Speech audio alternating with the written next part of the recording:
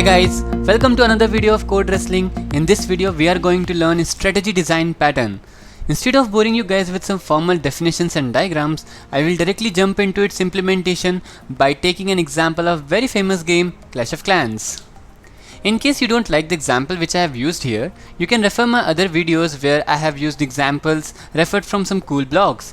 I have mentioned the link in the description, but I will still recommend you to watch this video till the end, as we are not just gonna learn about approaches to using this design pattern, but also discuss why we have to take those approaches. So let's start. Let's say you work for the company Supercell that made a highly successful game Clash of Clans, and you have to design the troops for them.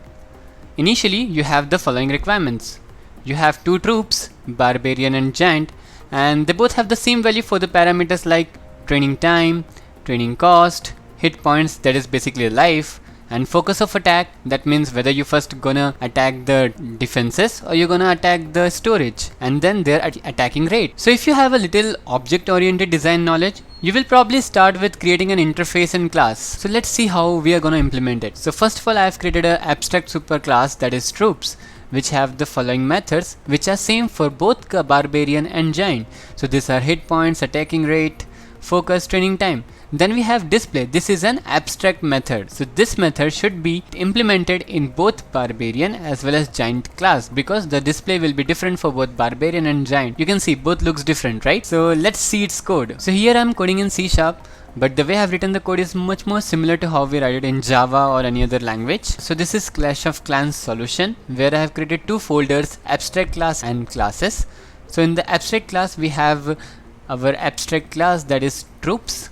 So you can see I've written abstract class troops, and I have defined some of the methods like hit points, attacking rate, focus, training time, and then I have an abstract method that is display, which doesn't have any definition. So this was about troops class. Then we have separate classes like Barbarian and Giant.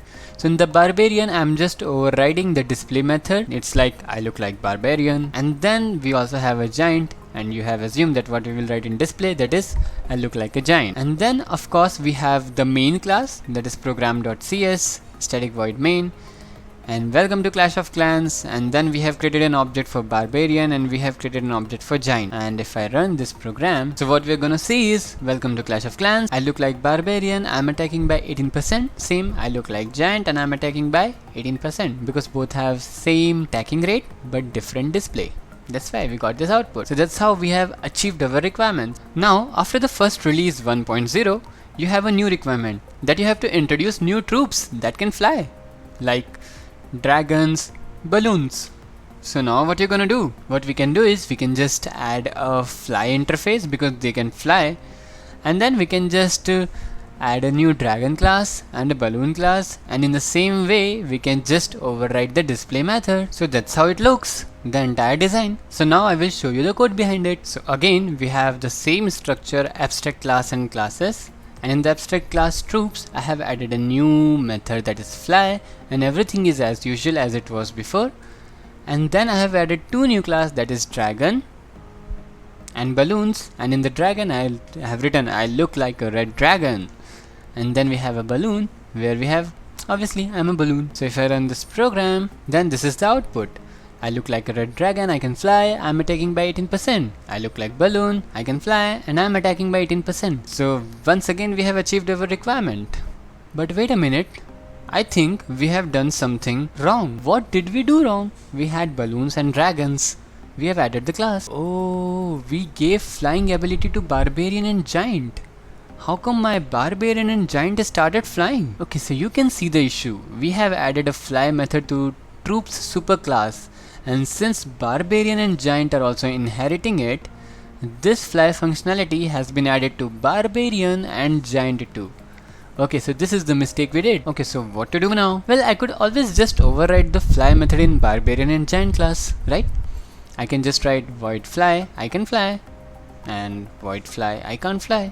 Like this I can override in Barbarian and Giant. Okay, so let's do it. So go to Solution Explorer. This is our superclass that say I can fly.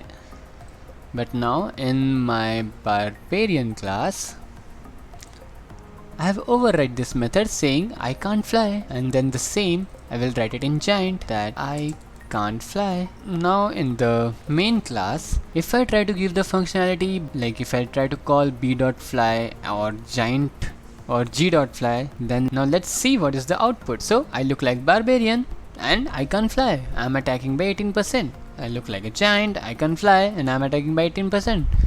And thus, once again, we have solved our problem. But then what happens when we add a new troop that can swim? So then we have to add the swim method to our troops superclass, and in every subclass we have to again override the swim method and write I can't swim. Now imagine you have various ground troops, so in each and every class you have to override the method and duplicate the code. Okay, so not a feasible solution. We have to look something else. So what we can do is, so I could take the fly method out of the troops superclass and make a flyable interface with the fly method. That way, only the troops that are supposed to fly will implement that interface and have a fly method. And in the same way, I can do for swim also. What I've done, I've created a flyable interface. So now, my dragon and balloon can fly, so they will implement flyable interface. So yeah, in this way, I can solve my problems. But wait a minute. I can create an interface for fly, and then troops which can fly can have this implemented. But now imagine, if I have to implement this flying interface in all the troops which have the ability to fly, again code duplication. And what if you have to modify this flying behavior? You have to modify each and every class which has implemented this interface. Thus, neither of the above solutions works. So what can we do now? Okay, I think I have to redesign my entire application now. So before we redesign application, we should learn some of the guidelines to design. So the first one is, take what varies and encapsulate it so it won't affect the rest of your code. So what it is telling, that figure out the areas in your code which is going to change and then separate them. The result? Fewer unintended consequences from code changes and more flexibility in your system. So let's say in the future there could be a new changes like movement of the troops. Some are flying, some are swimming. Okay, then type of attack. So some are just throwing a flame attack like your wizards, some are doing archer attack, your archers, and your barbarian, they do swords attack, they fight with sword, and giant, they just punch. So there is a different type of attack, different strategy. We should separate these areas of the code because it could change in future. So like this, we have to identify that which are the areas that are going to change, and we will separate it. And also we should always program to an interface. But why? So this is a simple example over here. We have a dog class and a cat class. What we can do, we can always create an object and then dog d is equals to new dog, and then we can call d.bark, and always cat c is equals to new cat and c.meow. So what I can do, I can create a new interface animal, and then I have cat and dog as a subclass. And what I can do, I can always create a reference to this new object, new of dog, and I just have to write animal.makeSound, and in the next case animal is equals to new cat, and then I can write animal.makeSound. So I don't have to keep a track of whether it will be barking or it will be just meowing. Let's say in case if we have a new lion, new animal lion, then you don't have to write lion.roar, we can just write animal.makeSound. So yeah, that's gonna actually ease our work. So we should always program to an interface. So let's think with a broad perspective. Now we have a new requirements. So now each troop has its own type of attack. As I've said, sword attack, punch attack, flame attack, bomb attack. Who does the bomb attack? Balloons. Yes. Now each troop has its own intensity of attack and hit points. So yeah, every troop has its own capability of attacking and they have their own life. So now even this is changed. A particular troop can move on ground or can fly. So now some of the troops can walk and some can fly. Okay, thank God we don't have the swimming ability. Now you have housing space, which is same for all the troops. Okay, housing space is, let's say you have a cart where you can take only some 10-15 people. So how much each troop is gonna take space? So they are gonna take one seat, 2 seat. Like your giant is big, so let's consider it as 2. But anyway, in this case everything is same, like all are having the same housing space. Upgrade as level increases, the intensity of attack and life increases. So let's say you have the barbarian level 1. now when you upgrade it, then it will be barbarian level 2. So level 2 should have some new things, right? Some new upgrade.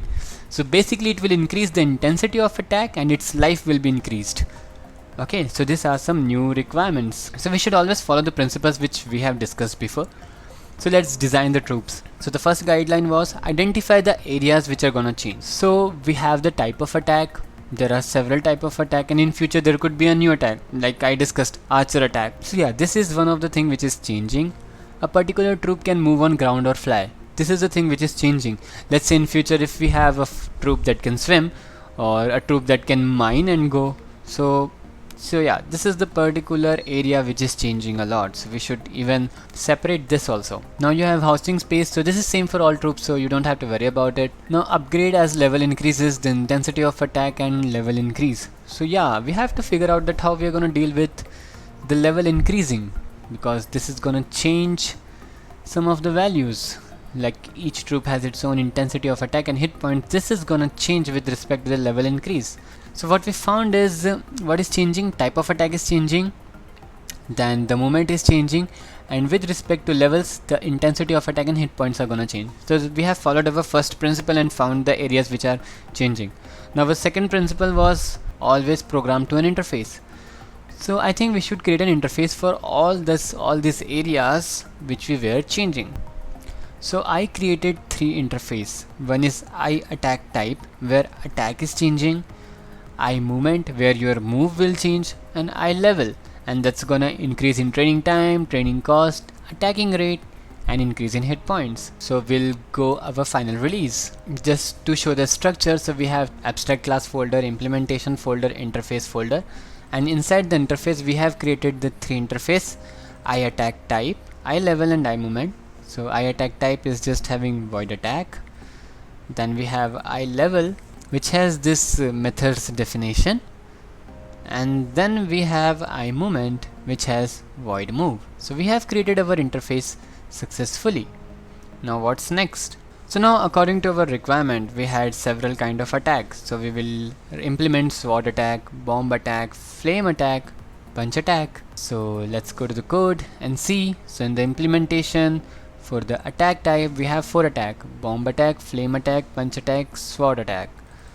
So in the bomb attack, my bombs will destroy everything. Flame attack, I'm gonna burn everything. Sword attack, you cannot escape from my sword. And then punch attack, I'm gonna punch you so hard on your face. So that's how we have implemented our attack type. Now we'll see for the movement. So there are ground movement and air movement. So yeah, you can again create a new classes for this and you can implement it. So if you will see, then for the movement I have air movement, where I'm gonna attack from air, and then I have ground movement, where I'm gonna attack from ground. Now next we have levels. So right now we are just having, let's say, 2 levels, level 1 and level 2. So now we have levels, level 1 and level 2. So in the level 1 I have implemented I level interface, and you can see increasing in time, so that is around 10%. This is increasing in training cost by 12%, 11%, and then 5%. This is for level 1, and then if you will see for level 2, so for level 2 it is 15%, 20%, 18%, and 10%. So we are talking in percentage, that's why the written type is double. So yeah, we have followed both the principles, where we have separated the areas which were changing, and also now we are programming to an interface. So in the troops class, you know, there will be a attack type for each barbarian, giant, dragon, balloons. Also we have a movement, whether they can fly or they can, you know, go for a ground attack, and there is a level, that what is the level of the particular troop. And since we have the housing space same for all the troops, so we have defined it as written 5, and rest everything is gonna change, like attack, training time, training cost, hit points, and display, and this will be overridden in their own particular classes. Now let's see the code. So we have the abstract class and we have this troops. So as I have said, we have the reference for I attack type, movement, and level, and yeah, it should be protected. It should be always accessed by its subclasses. And also we have the housing space, which has written 5, and all these other methods are abstract. So that's how we have done it. Now we know the other classes should implement it. So let's start by seeing our barbarian. So see, barbarian. So the moment I'm going to create the barbarian object, I know that the barbarian is going to do a ground movement, and its attack type is going to be a sword attack, and its level at starting, initially the level will be 1. But let's say if there is a different level, then we are gonna pass a value that is level 1 or level 2, whatever it is, and then I can just assign that level to this particular level, and then we can override the training time. Let's say in case, now coming to the training time, training cost and hit points, as soon as the level increases, this value should be increased. So now initially it was 2, and then it will again increase with respect to the level increasing. So yeah, we have solved the level increasing problem for training time, training cost and hit points. Yeah, display is always gonna be same, that is I am barbarian. We have overridden the attack method, so attack type dot attack. The attack type is sword attack, so it's gonna attack by sword. Then movement dot move, so the movement is ground movement, and then the attack rate. So yeah, attack rate is also gonna increase with respect to the level. So instead of just creating a separate method, I thought it's better to do it here, and then just write console.writeLight. I'm gonna damage this much. Now we'll see for giant. So in the giant, the movement is, it's a ground movement.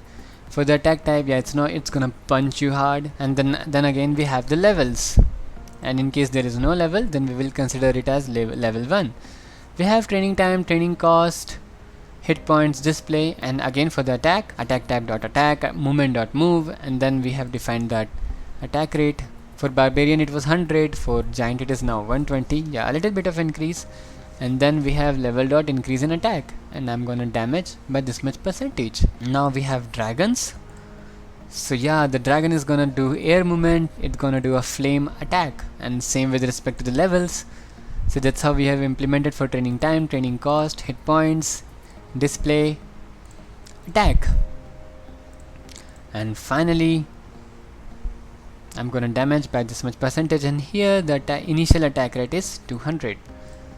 So yeah, we should have balloon also, but I'm too lazy to write the code for balloon now, so I think this much is enough. We can do that balloon thing later.